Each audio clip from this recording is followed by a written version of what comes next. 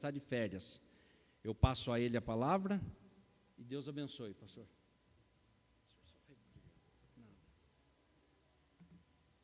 Boa noite. Como sempre, é um privilégio estar aqui com vocês, uma alegria vê-los novamente, estarmos juntos e aquele privilégio imerecido de transmitir a palavra de Deus. Mas eu queria falar com vocês hoje sobre alguma coisa que você talvez esteja buscando muito na sua vida. Tomar decisões corretas, fazer as coisas da melhor forma. Você não gostaria de ter assim um estalo de aperfeiçoamento? Existem muitas fórmulas por aí. Na verdade, na literatura atual, se você for buscar, não só na literatura, hoje com a internet você encontra muita coisa assim, muitas fórmulas para que determinadas coisas deem certo na vida das pessoas. Você tem basicamente um caminho que segue por aquilo que eles chamam de autoconhecimento, quase sempre passa por essa via do autoconhecimento, da pessoa se conhecer. Muitas vezes também está muito na moda essa palavra empoderamento, né? Uma palavra que o pessoal acha bonito, né? Empoderar-se, né? Ou seja, você se convencer de que você pode, de que você é capaz, etc. E agora também eles falam muito de uma tal de visualização criativa. Não sei se alguém já ouviu falar nisso, né? Visualização criativa nada mais é do que uma roupagem nova para um conceito antigo, que antigamente se chamava confissão positiva, que é você acreditar numa determinada coisa, você meio que materializar nos seus pensamentos aquilo que você quer que aconteça. Então você vai visualizando aquilo. Por exemplo, eu quero ter, um carro 0 km daquele modelo, daquela marca, e você fica todo dia pensando naquilo ali, você fica pensando, e coisas desse tipo.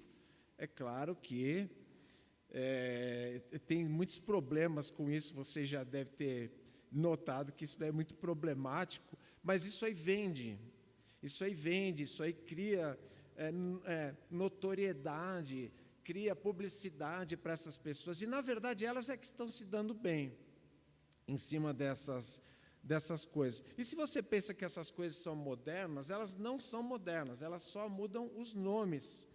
A literatura antiga, a literatura muito antiga, se você for buscar os sumérios, se você for buscar os egípcios e principalmente os gregos, que na verdade herdaram muito de muita cultura e condensaram isso de uma forma talvez melhor do que todos os outros, né? Você vai encontrar essas fórmulas para que as coisas deem certo. Você tem muitos filósofos falando sobre sabedoria, por exemplo, a busca da sabedoria, como tornar-se alguém sábio e, portanto, você sendo uma pessoa sábia, as coisas poderem funcionar melhor na sua vida. E tem muita fórmula para isso desde a antiguidade. A pergunta é, nas Escrituras, na Palavra de Deus, na Bíblia, também tem fórmulas para a sabedoria? De certa forma, sim. A questão é que a Bíblia trata isso de forma diferente. A Bíblia não diz assim simplesmente para você, olha, só você seguir isso aqui que vai dar certo. O livro de Provérbios, existe uma literatura na Bíblia chamada literatura de sabedoria, né? Provérbios, Eclesiastes, a maioria é escrito por Salomão, inclusive, né? A gente sabe. E que trata dessa temática, a sabedoria, como ser uma pessoa sábia. Aliás, Provérbios traz inclusive um contraste quase que constante ali.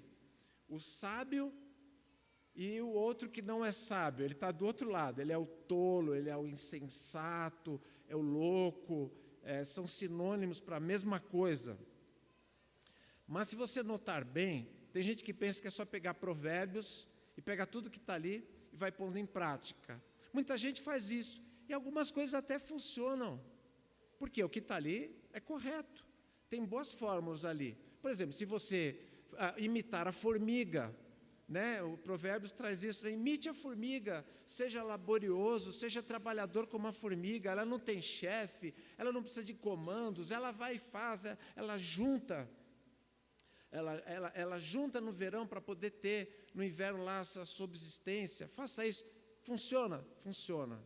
Mas a questão é que no livro de Provérbios, e aliás, o próprio livro de Eclesiastes também tem esse, eu diria que um eixo central em torno do qual todos os outros princípios, esses conselhos, essas diretrizes giram ao redor desse mesmo eixo. E é isso que é muito interessante a gente notar, porque você vai perceber que a partir desse eixo, esse eixo como base, como centro, aí sim as coisas, esses conselhos, essas práticas, eles vão se encaixando e aí sim eles vão funcionar de verdade, aí eles fazem realmente sentido. Eu queria convidar você a abrir sua Bíblia em Provérbios, então, capítulo 1, versículo 7.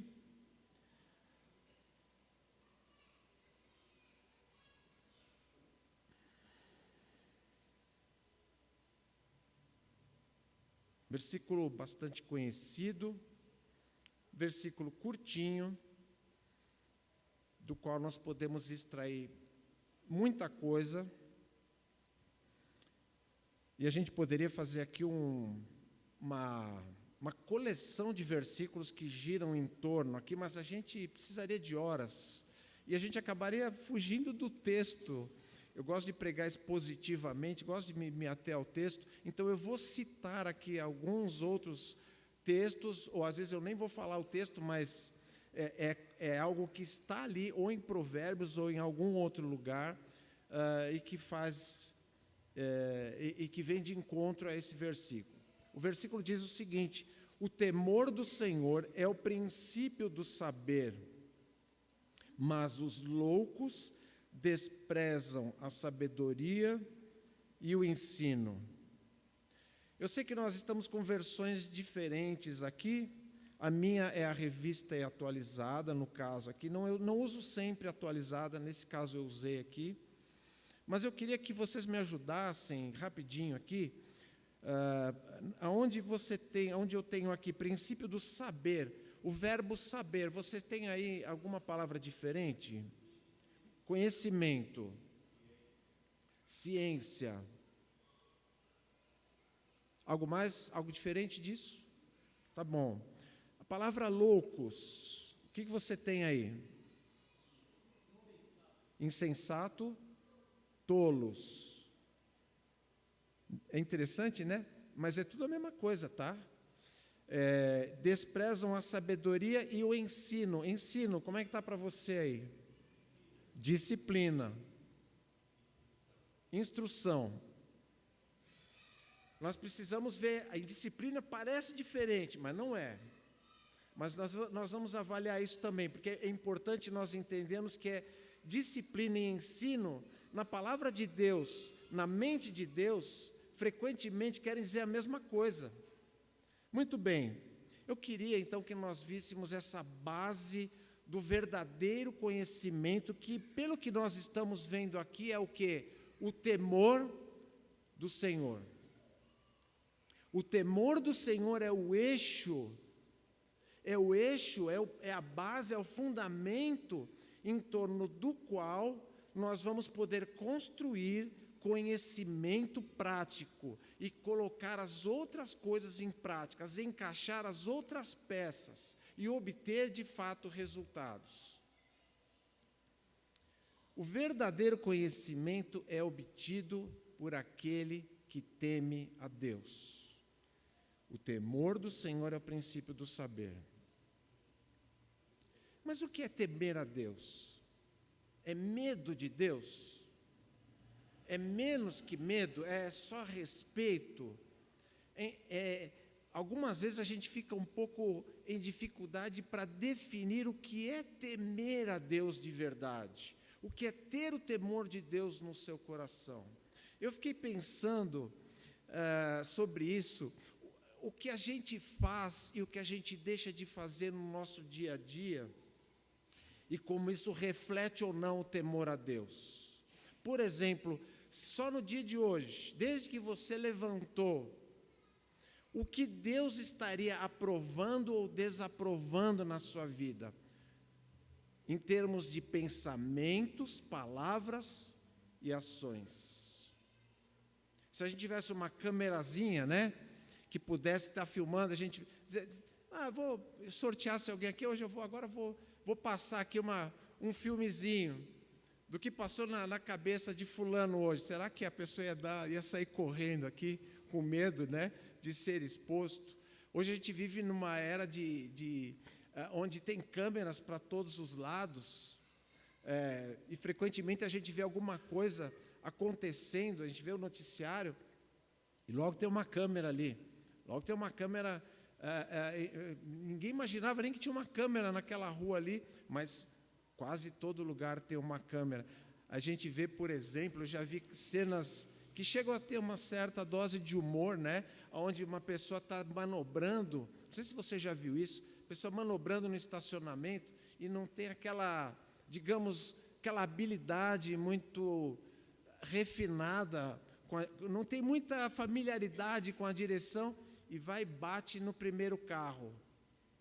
Está tentando encaixar o carro numa vaga ali e vai e bate. Aí vai para frente, bate no carro da frente. E tenta dar uma ré, bate num terceiro carro. Eu já vi pessoas assim, no vídeo, ela bate em 4, 5 carros e aí resolve ir embora. E vai embora, vai para casa. E o carro sai, você vê o carro indo embora, andando assim. E a pessoa deve estar lá pensando, ufa, ainda bem que ninguém me viu. Mas tinha uma câmera. Por que eu estou falando isso? Porque eu tenho aprendido, eu tenho entendido que o temor do Senhor, de fato, ele acontece quando eu tenho essa percepção de Deus, de que Deus ele está me vendo, ele está me percebendo, ele está lendo quem eu sou, o que eu estou pensando, o que eu estou fazendo, e não só ele está tendo uma leitura, como ele tem uma leitura precisa, correta. Onde é que nasce o temor a Deus? O temor a Deus nasce com a conversão. Quando alguém entrega a vida a Cristo, o que é isso senão um deparar-se com o temor a Deus, é deparar-se com o Deus verdadeiro e temê-lo. A palavra de Deus diz, no Evangelho de João, Jesus diz que quando o Espírito Santo viesse após a subida de Jesus Cristo, o Espírito Santo viria para habitar naqueles que são salvos, naqueles que entregam a vida a Cristo. Jesus disse que ele viria, o Consolador viria, e quando ele viesse, ele iria fazer o quê? Convencer do pecado, da justiça e do juízo. É o Espírito Santo que faz isso. Ele convence do pecado, da justiça e do juízo. Ao fazer isso, o que acontece com o ser humano? O que acontece com aquela pessoa que até então não tinha ideia correta sobre Deus? O que fazer com aquela pessoa que até então tinha uma vida de autossuficiência, de autoglorificação e tudo mais, e agora se depara com Deus e Deus o convence que ele é pecador e que ele está diante da justiça de Deus? O que acontece senão temor? Existe conversão genuína sem temor a Deus? Não pode haver.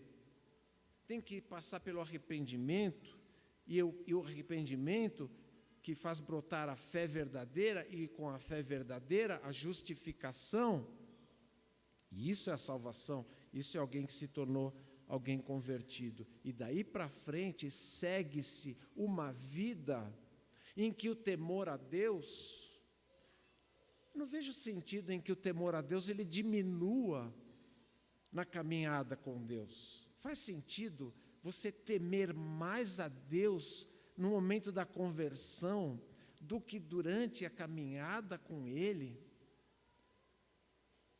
A vida com Deus não é conhecê-lo, não é conhecer mais da sua santidade, não é ir percebendo melhor que aquela santidade que eu entendia de Deus é muito mais ainda.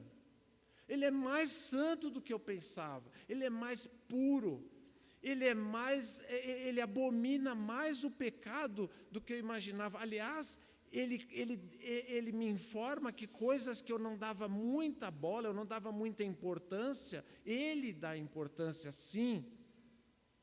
E eu cresço nesse entendimento, eu percebo que Ele é mais justo do que eu pensava que Ele era. E quando eu vou me apercebendo da justiça de Deus, o temor cresce. Quando eu entendo mais da santidade, quando eu entendo mais da justiça, o temor cresce. E o que dizer da soberania de Deus? Lidar com a soberania de Deus é um aprendizado, porque eu vou percebendo que é a vontade dEle e não a minha. Isso é muito fácil de dizer. Isso teoricamente é bonito de se dizer, mas para viver isso e se submeter e se sujeitar, e aliás, essa é uma boa definição para temor a Deus. É uma submissão reverente, é uma submissão respeitosa, em que eu me reclino, em que eu me sujeito à vontade de Deus. O Senhor sabe o tempo das coisas acontecerem, o Senhor sabe se as coisas vão acontecer da forma como eu pretendo ou não, como eu quero ou não. Quando e como, o Senhor sabe. É uma jornada de conhecer e de se submeter mais. E o poder de Deus, o poder de fazer e deixar de fazer, o poder de mudar as coisas, Ele pode, mas Ele pode de acordo com a vontade dEle, que é soberana. E conforme eu caminho nessa jornada, esse temor a Deus também tem a ver com a percepção da minha própria pecaminosidade. Eu vou me dando conta de que determinadas coisas ofendem mais a Deus do que eu pensava que ofendiam. Deus, na sua misericórdia e na sua graça, nos faz perceber essas coisas e nos faz perceber que aquilo que nós fazemos contrariamente à sua vontade tem consequências, e essas consequências não são boas, e nós somos responsáveis. Ele é Deus, e esse temor é desenvolvido dessa forma. E o temor é essencial para uma vida proveitosa, e é aí que vem os bons resultados. Como resultado de temer a Deus, a Escritura, o versículo está nos dizendo: o temor do Senhor é o princípio do saber, ou do conhecimento, ou da ciência. A ciência aqui é no sentido, não é de ser um cientista, mas de ter ciência, de ter o conhecimento, de saber de fato. Eu passo a ter uma assimilação melhor da palavra de Deus. A palavra de Deus, quando eu o temo, ela faz mais sentido para mim. Eu olho para a palavra de Deus e ela causa reações em mim que me fazem mudar de pensamento, me fazem mudar de atitude de fato, porque eu temo aquele que é o autor da palavra, porque eu percebo que ele está falando comigo. Não se trata aqui de personalizar tudo em todo momento, mas entender aquilo que é, de fato, voltado para nós e aplicar corretamente a palavra de Deus.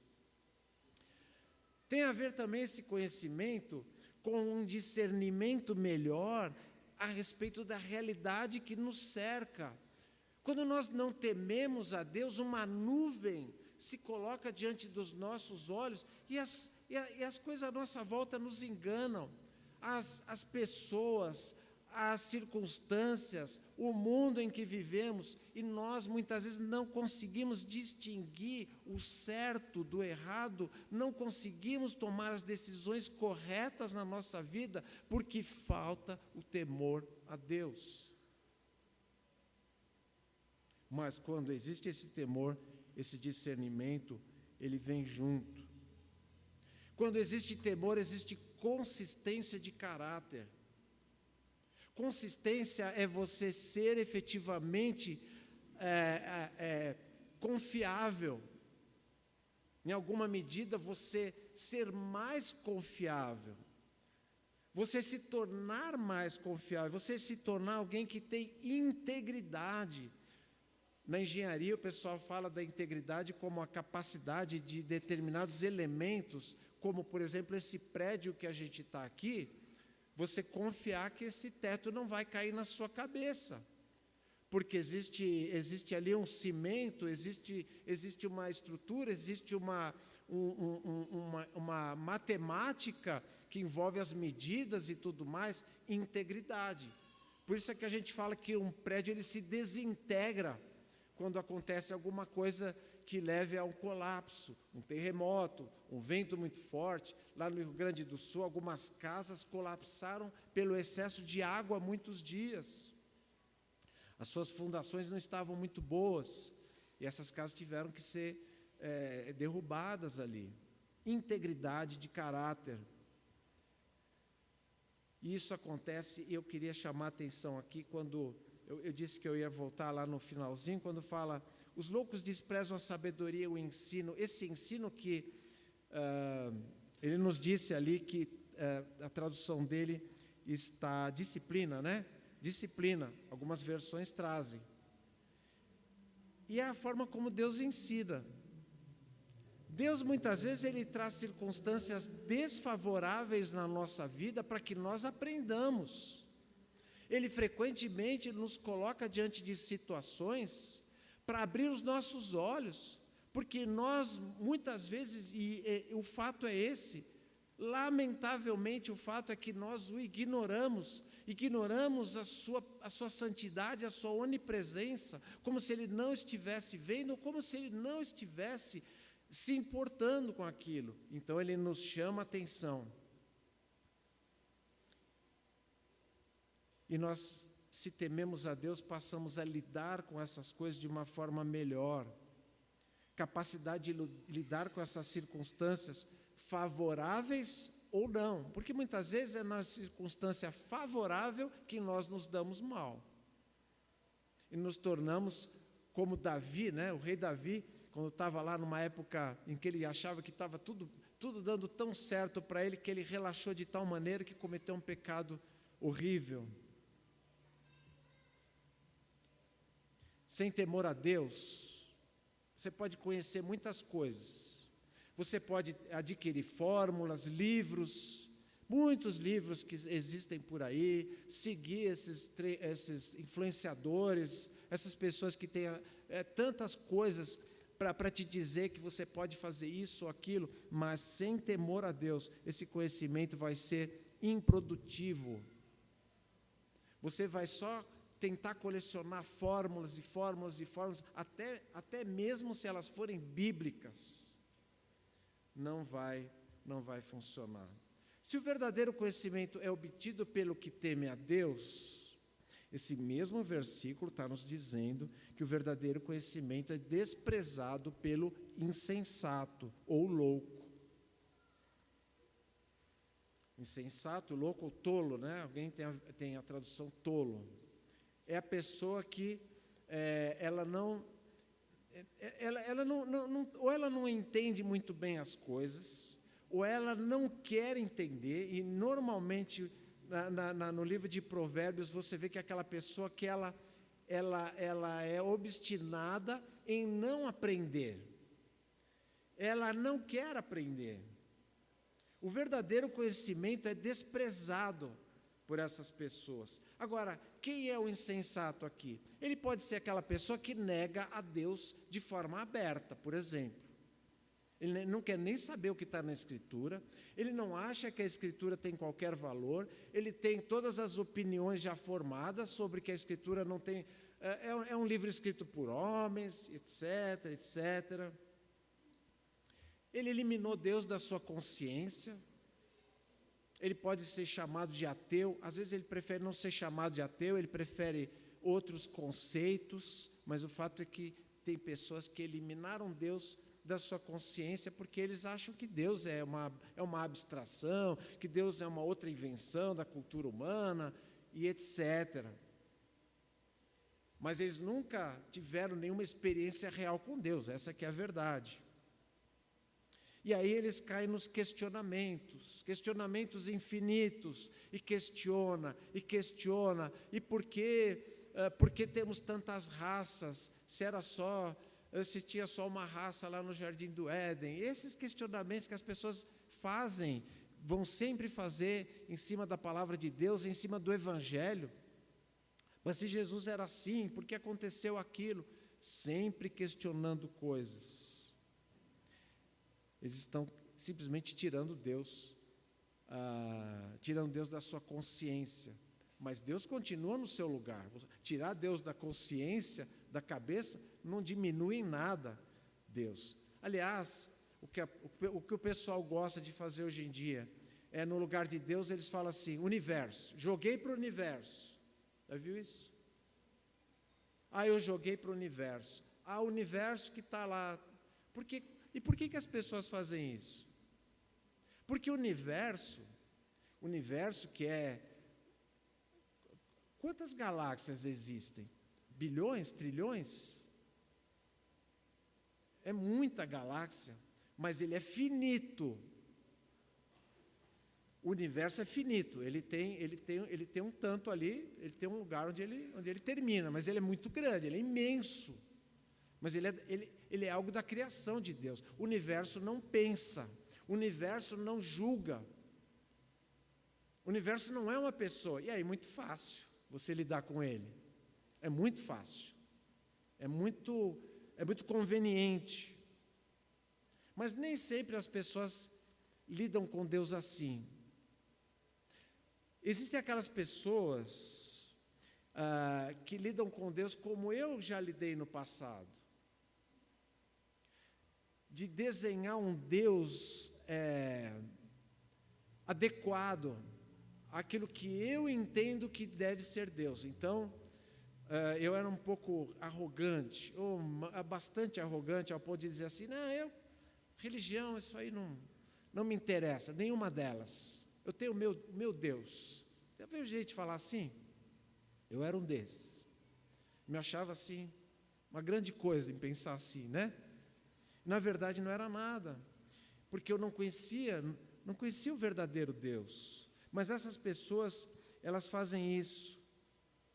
Ou então elas confiam em práticas inventadas pelo homem, as chamadas religiões, em que as suas obras, as suas práticas, os seus rituais, o seu dízimo, seja lá o que for, entra no lugar do temor a Deus, entra no lugar do relacionamento correto com Deus e cria uma falsa confiança.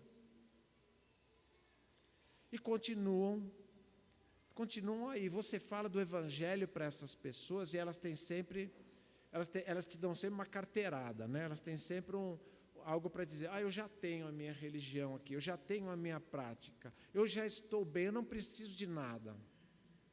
E, na verdade, elas estão anestesiadas nas suas práticas. Não existe temor a Deus. Essas pessoas estão dentro dessa categoria do louco, do insensato? Estão. Elas estão vivendo uma vida de práticas, elas estão vivendo uma vida de seguir determinados rituais, etc., mas o relacionamento com Deus não existe. Ou então é aquela espiritualidade de fachada e precisamos puxar aqui especificamente, sempre a gente tem que fazer isso, não ficar simplesmente jogando para o que tem fora do mundo chamado evangélico. Mas dentro do mundo que se chama mundo evangélico, você tem muita espiritualidade de fachada. Uma espiritualidade onde não existe o negar-se. E Jesus foi muito claro: quem quiser vir após mim, faça o quê? Negue-se. Negue-se a si mesmo. Agora, como é que alguém vai negar-se a si mesmo se não temer a Deus de verdade? E como é que vai temer a Deus se não negar a si mesmo? Não tem ensino. O que eu quero dizer com não tem ensino é que não aprende. Não aprende com as repreensões de Deus. Não aprende com os recados de Deus. Não aprende com as restrições que muitas vezes Deus coloca na sua vida, os desertos, seja lá a imagem que você queira formar nesse sentido. Tantas coisas que Deus faz para o nosso bem. Tantas coisas que Deus nos coloca em situações apertadas, difíceis. Como disse Paulo, como Paulo chegou a constatar diante daquele espinho na carne. A vontade primária dele era livrar-se do espinho. Não vamos entrar aqui na discussão do que era o espinho e tal, Mas a primeira coisa que Paulo, como qualquer um de nós, quis fazer era livrar-se. Ele pediu 3 vezes, até que ele percebeu que o que Jesus queria dele era que ele convivesse com aquele espinho, porque tinha uma outra questão por trás de tudo aquilo, que era o perigo de Paulo se ensoberbecer. E Paulo fala muito claramente sobre isso. Ele joga muito limpo, ele é muito honesto em falar sobre isso. Ele percebeu que Deus estava fazendo aquilo para que ele não ensoberbecesse. E claro, entra ali Satanás. Satanás, na verdade, entra na história só pensando em fazer o mal para Paulo. Satanás queria acabar com Paulo, Satanás não está pensando assim, no final ele vai sair beneficiado disso. Mas é que Deus, que é soberano e que permitiu a ação de Satanás ali, está procurando o bem de Paulo. Deus quer fazer o bem na nossa vida, Ele quer que nós o conheçamos melhor, Ele quer que nós nos aproximemos dEle. O temor que a Bíblia fala, o temor que é correto, o temor verdadeiro, não é o temor de Adão. Porque Adão, quando temeu, o que ele fez? Ele foi se esconder. E ele fez algo tão ele foi tolo de fato, porque não tem como se esconder de Deus. Eu estou embaixo da árvore, Deus não está me vendo aqui. É o pecado que faz isso. Mas não é esse temor que a Bíblia fala. Obrigado. O temor que a Bíblia fala é um temor de aproximar-se de Deus e não de fugir de Deus.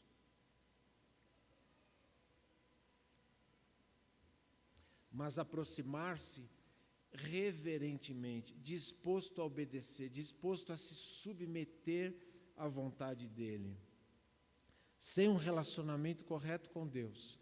E esse relacionamento, necessariamente, é um relacionamento em Cristo, exclusivamente em Cristo. Não há qualquer outra forma, não há qualquer outro meio, não há qualquer outro caminho. Sem esse relacionamento não vai haver o temor. Sem haver o temor, o fato é que continua a cegueira espiritual, e essa cegueira espiritual é essa tolice, essa loucura de tentar levar a vida ignorando Deus, ou de tratar Deus de uma forma que não é a devida, não é a forma como Ele quer ser tratado. E se tem uma coisa que não é bom negócio para ninguém, é tratar Deus de uma forma errada. A forma que Ele nos manda, a forma que Ele nos ordena, é que nós o temamos.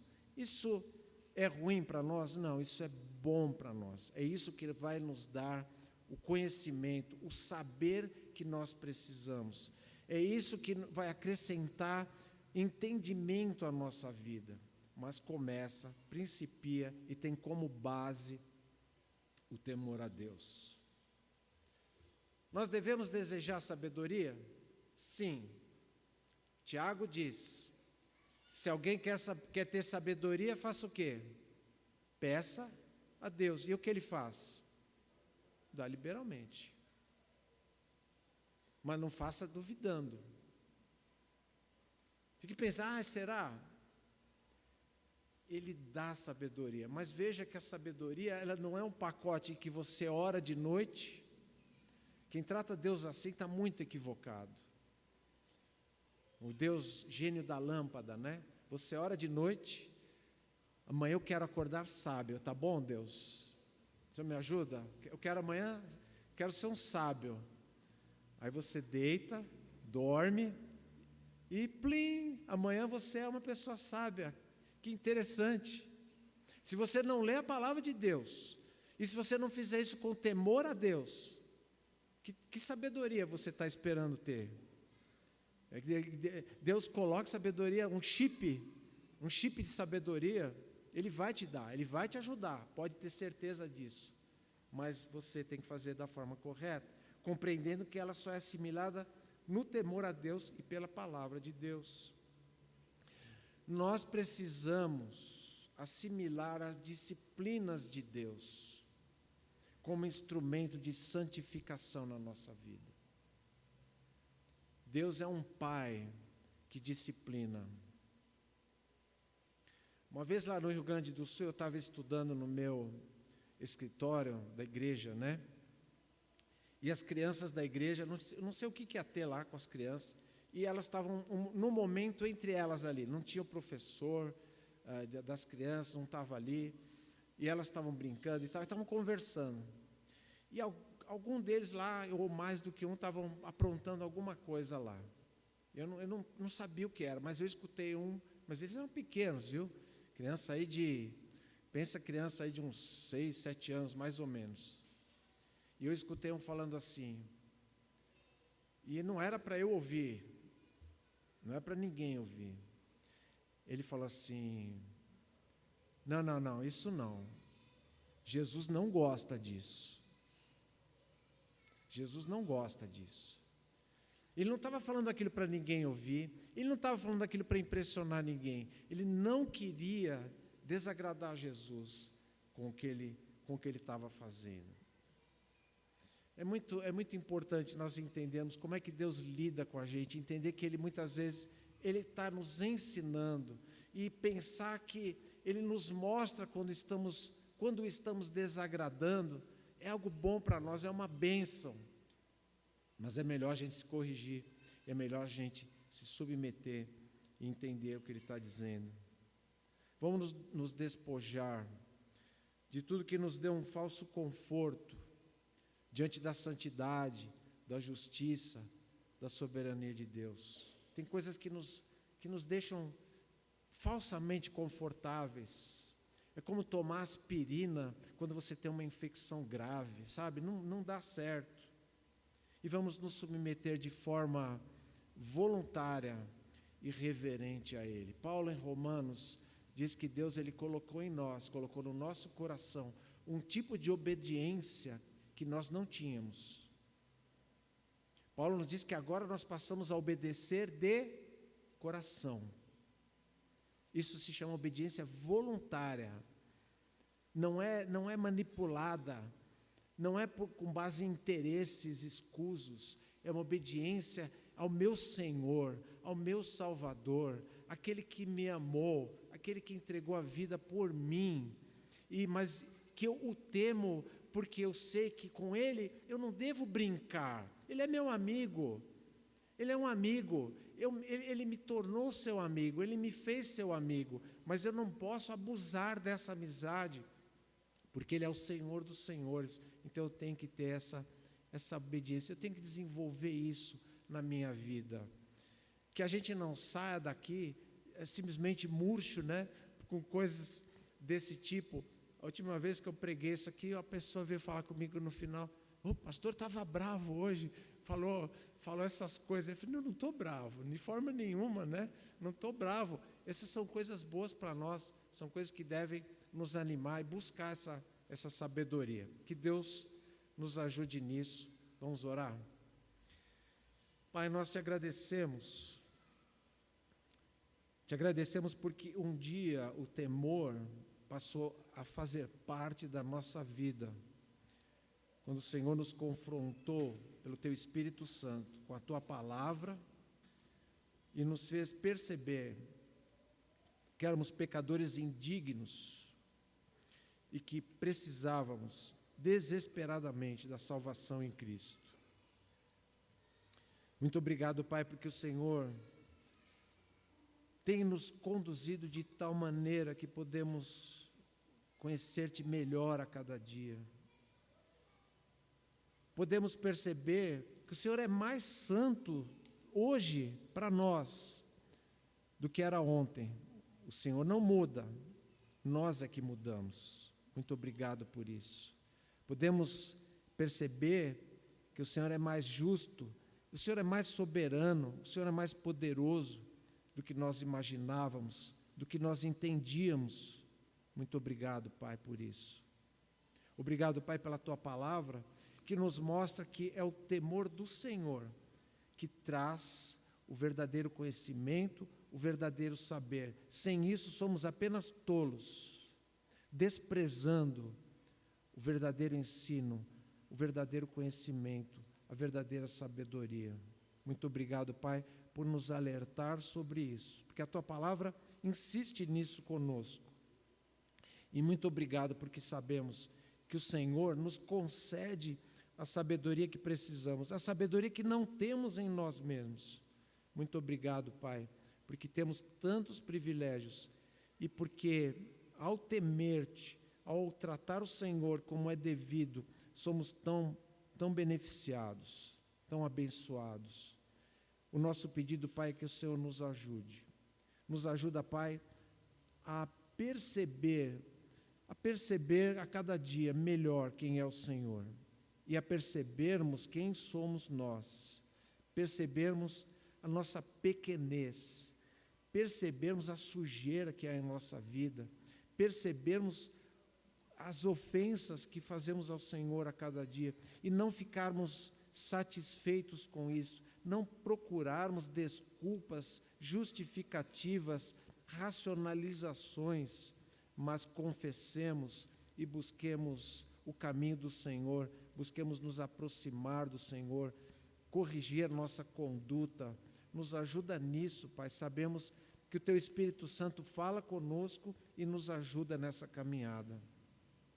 Queremos, Pai, sim, temer o Senhor e queremos ter os benefícios de ter o conhecimento necessário para tudo nesta vida, para assim andarmos nos Teus caminhos, fazermos a Tua vontade e Te agradar. É isso tudo que nós Te somos gratos, Pai, e Te pedimos, em nome do Senhor Jesus. Amém.